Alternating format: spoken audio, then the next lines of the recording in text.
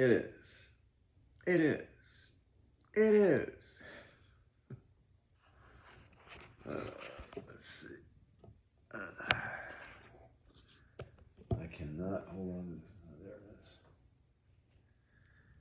it is. It is. It is. It is. It is.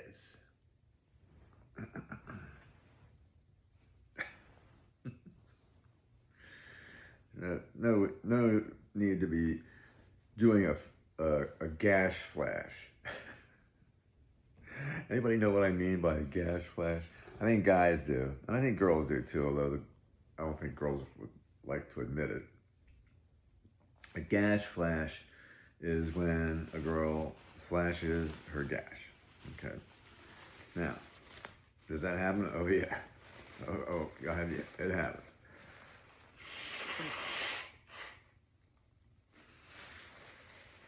I was in a choir a long time ago,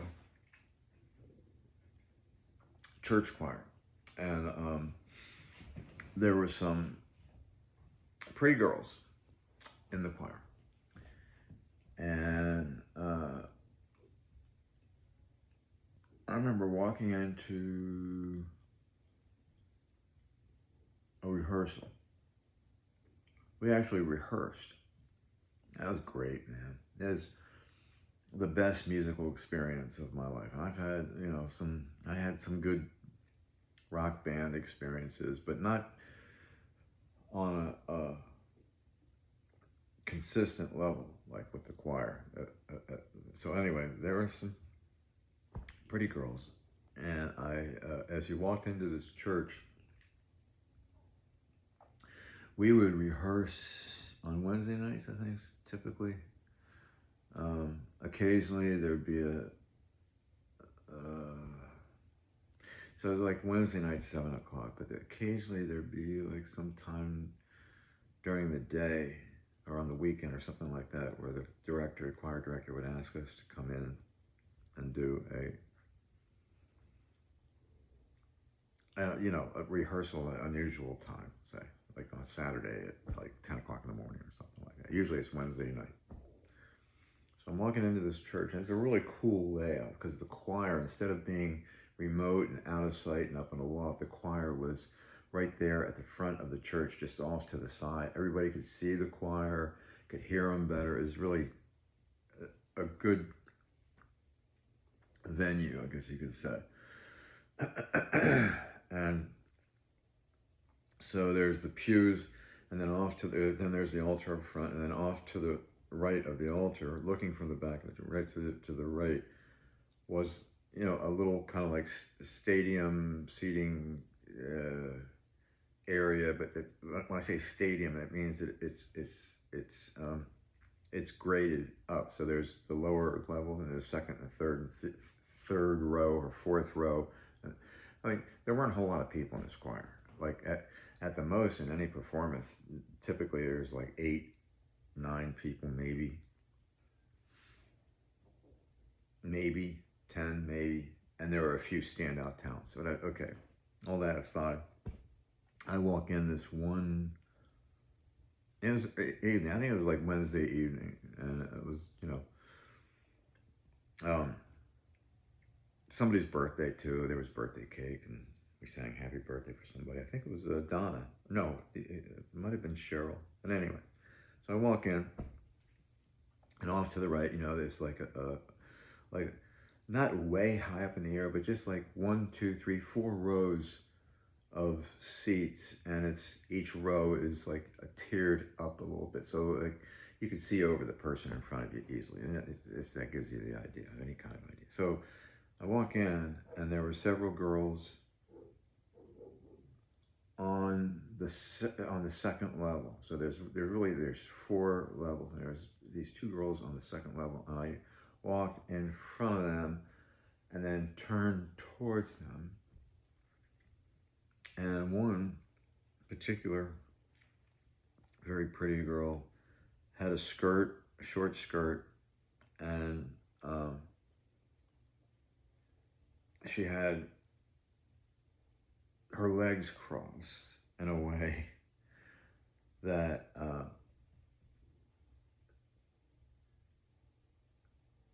to the male eye, it was a clear view of the Cave of Wonders, a Gash Flash. Okay, very pretty girl. You know, when a guy sees something like that, and on a very pretty, beautiful legs. I mean, she's just really pretty. This girl, right? And she's doing, to me, it was obvious. She knows what she's doing. Okay, I mean, the plea of ignorance bears no credibility in this court. There's no ignorance involved here. She knows what she's doing. I know what she's doing, and I can't ignore. It's impossible as a heterosexual guy in this species and the male gender. It's impossible. It's absolutely impossible to ignore that view and that beauty of that view, and it stays in your mind forever.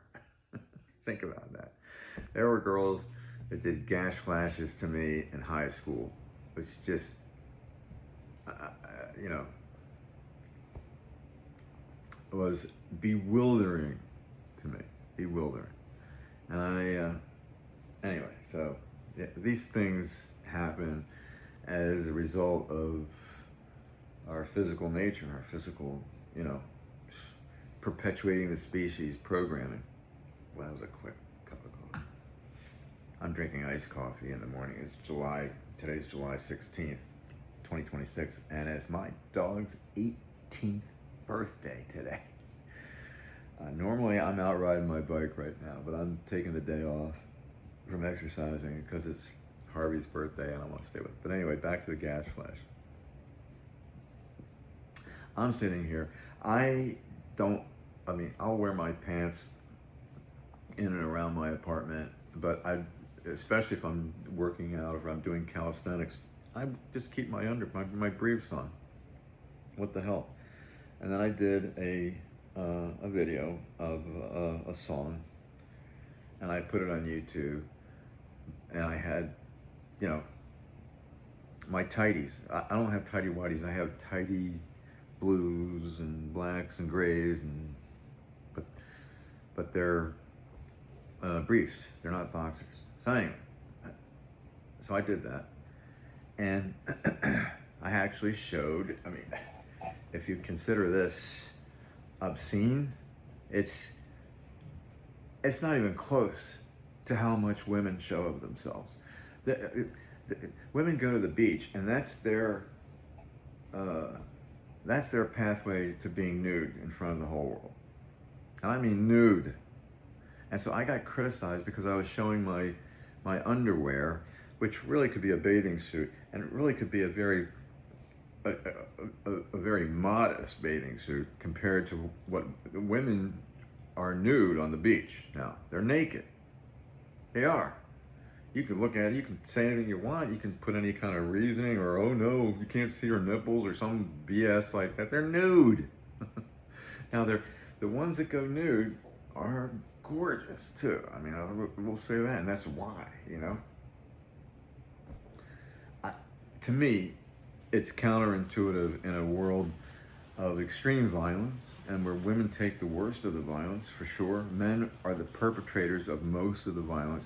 So why invite possible abuse by showing yourself that way?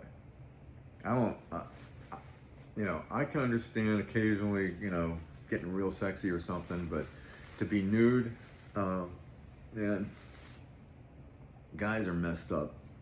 I don't have to make a case for that. All you have to do is look at the statistics, all the violent crimes and everything else.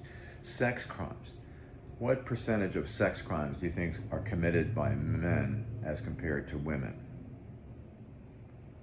93 to 99% of sex crimes are committed by men. Get your head around that. Let's say there's 1,000 sex crimes. 993 to 999 of those 1,000 sex crimes are committed by men. Okay, and you're gonna run around and gash flash. Okay, like for me, well, I just said I remember something from I don't know, 13 years ago. Let's see, 26, 16, yeah, 13, yeah, it's like about 13 years ago. It's stuck in my head. The gash flashes I saw in high school, they're still stuck in my head. And I don't want to lose that. I mean, that's okay for a guy like me. I'm not a wacko dude. Although testosterone has pushed me to do some things that I'm, I can't. It's testosterone. It just makes you do crazy. I mean, look at all the crazy things the guys do. It's insane. Like, how long was Bill Cosby a star and revered and respected and everything? And then it turns out, well, a situation got sexual and he did something wrong. He did something wrong, not the girl. He did something wrong. So, oh, what a mess he got himself into. It's crazy. He didn't kill anybody. I don't think he raped any. What was he doing? That definition of rape. I think he slipped a date some rupees or like that sex drug, whatever it is. Anyway, okay, so today, I'm just like, my point, it's never, I don't see this ever talked about. It's never a subject of anything, any story that anybody ever does. But men just, that testosterone just, it's like this crazy thing that puts you into what my brother called it. I'm a pilot, and I said I took him flying in a 152, a Cessna 152 once, and I surprised him with a couple of stalls, and that's scary as hell. I could have given him a heart attack, but he said, "What was that?" I said, "Well, you get up to like 4,000 feet, and then you do a couple of stalls where the airplane just falls out of the sky and you have to recover." And I said, that was a stall. And there was a horn that goes to warn you that you're about to stall. Guys, some pilots will ignore that too, like idiots. I was one of them. That's something else. So this horn comes on and tells you you're about to fall like a rock out of the sky. And that's what happens when you do a full stall. It goes, and this horn is a buzzer. It's a warning sound. And he says, what does that warn you of? I said, it warns you that you're doing something really stupid and you better change it right now. He goes, oh, it's like a warning that you're dumb? And I said, yes. And then he goes, well, it should be like, instead of a buzzing sound, it should be like, duh. The dumb zone, the dumb sound. It's really the dumb zone. If you're close to stalling your aircraft in the wrong circumstances, it's dumb, and so it's called the dumb zone. Anyway, that men, when testosterone starts determining behavior in a man, he's entering the dumb zone, and dumb, yeah, and dumb, as derogatory as it is, it's more of a change in thought patterns, more of a change in decision-making patterns, and it's a gateway to insanity. It is, no question about it. So anyway, all this from me doing a gash flash. And I'm wearing underwear, and this is like a bathing suit, and it's covering a lot more than what women wear. Matter of fact, this one pair of underwear, this briefs that I'm wearing, even though it shows a lot of my leg, but it doesn't show any genitals or anything like that, right? I'm covering more with just this pair of underwear than a woman does with her entire bathing suit nowadays. It's stunning. It's stunning, and it's provocative. And what can happen from that is like a Ted Bundy comes along, but Ted Bundy didn't care about what you were wearing. He was just out to kill women. I was just like, no, okay. boy, we got to catch guys like that, man, and earlier the better. Um, but guys, like, it's like it's a sex drive, and women don't have the same sex drive. They like sex, and it's a wonderful, intimate kind of thing, but it's not like, I mean, okay, and I don't like getting in an argument about it, too. And when somebody starts giving me a hard time, I just like throw statistics at them, and then they disappear. Like they don't just keep coming back at me; they disappear, right? So somebody gets upset with me, saying, "Oh, you're not being fair. Guys aren't that bad." Oh, okay. Well, let's see. How about some statistics? And I throw some statistics at them in terms of violent crimes involving sex. I mean, it's not even close. Well, I know what I was thinking. The difference between Playboy and Playgirl magazine, the success between Playboy and Playgirl magazine. It's not even close, okay? Playgirl, I mean, yeah, I dated a girl in my 20s that was really into that. And she subscribed to Playgirl, and she saw some amazing pictures of men and stuff like that.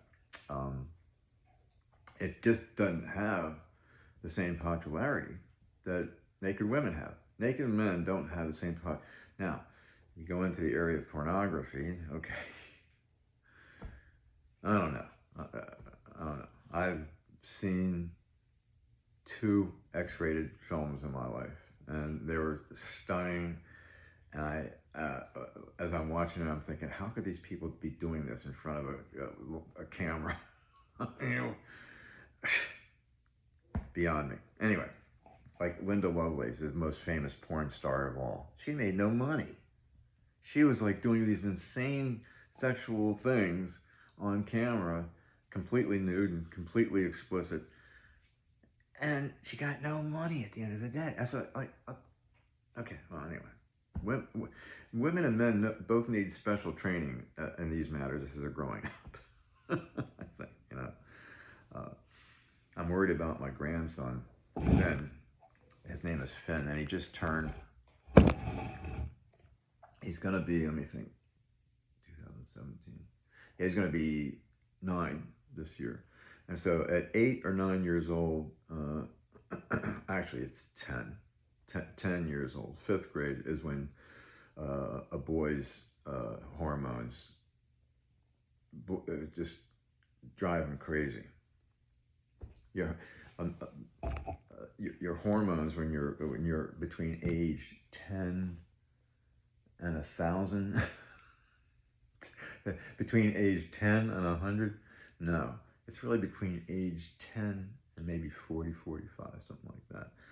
But it varies one guy to the other. But I know for me, man, when I turned 10 years old, and I had all these insane physical things going on, and I didn't understand. Nobody told me about it. Nobody explained anything to me.